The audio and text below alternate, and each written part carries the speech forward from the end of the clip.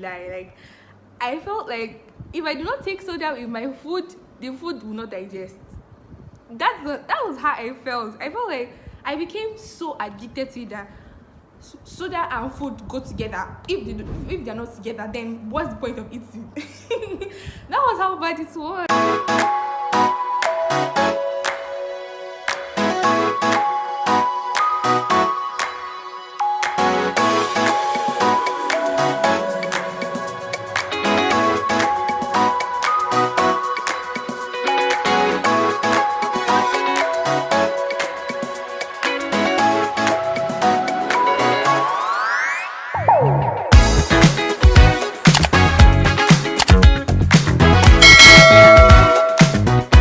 Hey loves, welcome back to my YouTube channel.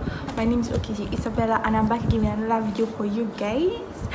So if this is your first time here, welcome to my family. And if you're a returning subscriber, thank you so much for always coming here to watch me talk. So in today's video, I'm going to be talking about how to break bad habits.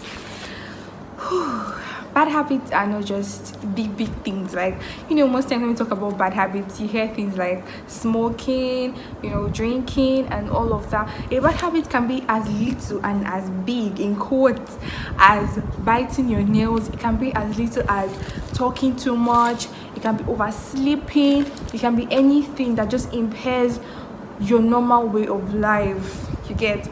So today I'm going to be talking about how to break such bad habits. So if it sounds like something that you really are interested in, then stay tuned. Okay, now let's just talk about how these bad habits are formed. Bad habits are formed from like things that you actually just do.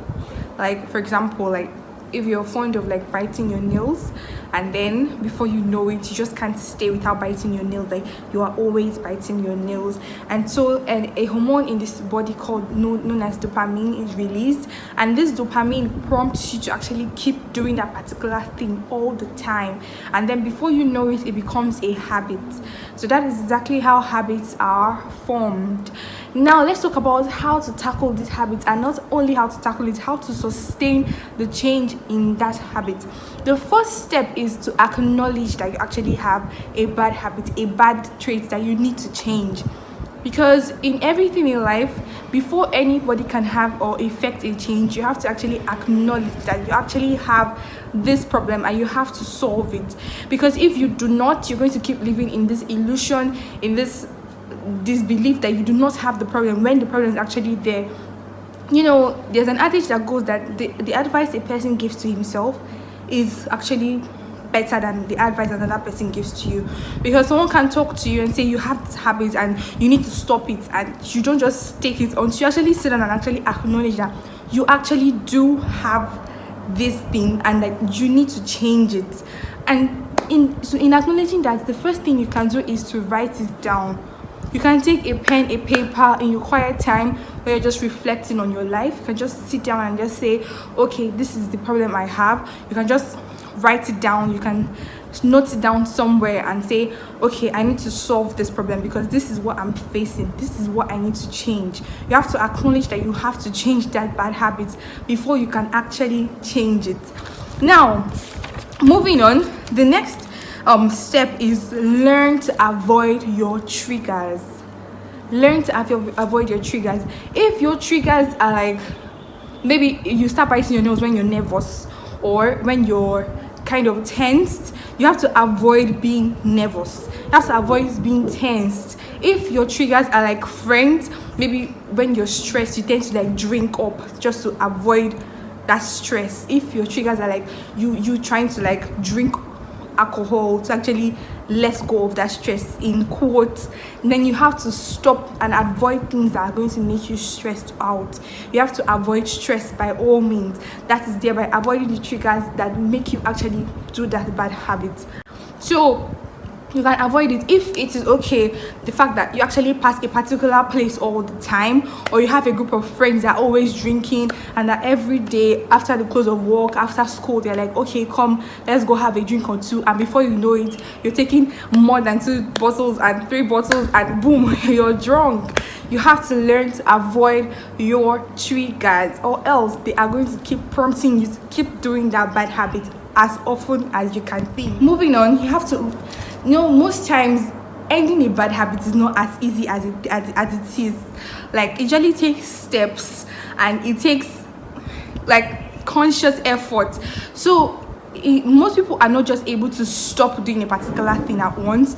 They have to like ensure that they take it a step at a time. So the first thing that you can do is to substitute that bad habit with not so bad habits. Now, what do I mean? For example, if you're someone that eats late at night, and you are fond of eating late at night, like when everybody's sleeping, that's a bad habit. You just wake up and you're going straight to the fridge to go and carry something, to eat something. And you can actually substitute that with eating fruits. In as much as you still eat at night, you can just eat fruit instead of eating food that will make you add weight, and at the same time cause digestive problems, because you eat late and you sleep, and then the food is not able to digest. So you can actually substitute eating food with fruits, even though it's still a bad habit in a way, but like you're like stopping it. I don't know if you get it. Like, you're like substituting the very bad one with not so bad one. Yeah, so that's just it. Now, another one is that you can tell a friend or counselor. This point is very, very important. You don't keep quiet when you have a problem. If you just sit down and you realize that, okay, my bad habit is pornography, my bad habit is eating too much, my bad habit is drinking, I'm an alcoholic and I do not know how to stop it, and you actually have acknowledged that you need to stop that thing, one of the steps you can do is to seek the help of a counselor or a close friend. You can just tell your best friend, I can't continue this thing, I need to stop, I need to end this. Or if you do not really trust a best friend or a close friend, you can just seek the help of a counselor. You have to take classes on helping yourself with that bad habit, because if you keep quiet, one thing about this thing is that if you keep quiet on a bad habit and say, okay, I'm going to stop it by myself, most times that doesn't work. You have to find a way, like someone who actually coach you in helping you to actually stop that bad habit, someone who will follow you up. Because most times we find out that we just stop something and then we find ourselves going back to it. But if you have a counselor, someone who will actually give you the right steps, step by step way to actually stop that habit, then it can actually help. Then moving on, another one is taking it one step at a time. You don't just chunk up the steps. You don't say, I must stop drinking, and then someone like an alcoholic who takes like 5 bottles of drink in a day, and then you just wake up and say you want to stop drinking. That is so unrealistic. Like, you cannot stop it like that. You have to take it one step at a time. If you be like, okay, now I'm reducing my bottles to, if I used to take 5 bottles in a day, I'm going to reduce it to taking like 2 bottles in a day. That makes more sense. Like, so you have to take it like step by step. You don't just boom, like just stop it immediately. It's not possible, because dopamine, like I said, is like an enzyme. You have to like keep bringing it down until it no longer exists, or it no longer has control over you. So you have to like take it a step at a time, because if you chunk it all up, I tell you, you are never going to stop the habit ever. That's just the truth. So you have to just take it one step at a time. Like I said, if you're someone that eats too late, you can just say, okay, fruits, and then from fruits you say, okay, out of 3 days in a week, or out of 7 days in a week, I'm going to not eat late for 3 days, then the remaining 4 days I can eat. So you have to just take it one step at a time. You don't have to just chunk it all up and just like, it's not going to work. I tell you, it would not work. And then another one is, do not be too hard on yourself. That also links to the former points I just said. You don't have to be too hard on yourself. You don't have to like say, oh my god, I have to stop this, and then you just just do everything at once. It doesn't work that way. It didn't take a day to do that habit, to start that habit. It took days, months, years. You even be doing this for maybe 5 years, 10 years. You can't just wake up one day and say, I'm going to stop this on this day. Like, that is not possible. You have to take it a step at a time. That's the only way it can work. So you don't have to be too hard on yourself. You don't have to like say, oh my god, if I relapse, that's just it. Another point is that you have to get ready for relapses. That's just it. Just like an alcoholic, you have to get ready to like for times when you're just going to relapse. For example, let's say someone who watches pornography and then you stop it for 2 months, and then after 2 months you go back into it. You don't have to say, oh my god, if I'm going back into it, all my effort is wasted. Yes, I get that feeling. It is so sad. It's like, oh my god, I tried but it just doesn't work, and then you give up and then probably fall into depression. No, don't do that. Just prepare your mind for relapses and just keep working on those relapses till you're completely out of it. You have to prepare your mind for whatever thing may happen, for any relapses, for any fallbacks. You have to prepare your mind for it. Don't be too hard on yourself. Don't say, oh my god, if I don't do this, this is going to happen. If I don't stop this, this is going to happen. No, a step at a time. And you have to get ready, like I said, for relapses and work on those relapses. Don't just sit in the relapse and just be depressed over it and just stop trying. You have to keep trying till you are actually out of that problem. Now, you can also use reminders. Use of reminders really help. Okay, let's say for example, someone who is fond of taking soda. Like, I used to be guilty of that. I'm not going to lie. Like, I felt like if I do not take soda with my food, the food will not digest. That was how I felt. I felt like I became so addicted to it that soda and food go together. If they're not together, then what's the point of eating? That was how bad it was, and it was really telling on me, because these bad habits will always have side effects. Always. That's why they're called bad, because they have side effects. So it started telling on me. I found out that my urine started changing color. I started falling sick more often because I was not eating healthy. Like, why would I take 3 cans of drink in a day? Because of what? Like, any food I ate, I actually had to eat it with soda. That was how bad it was.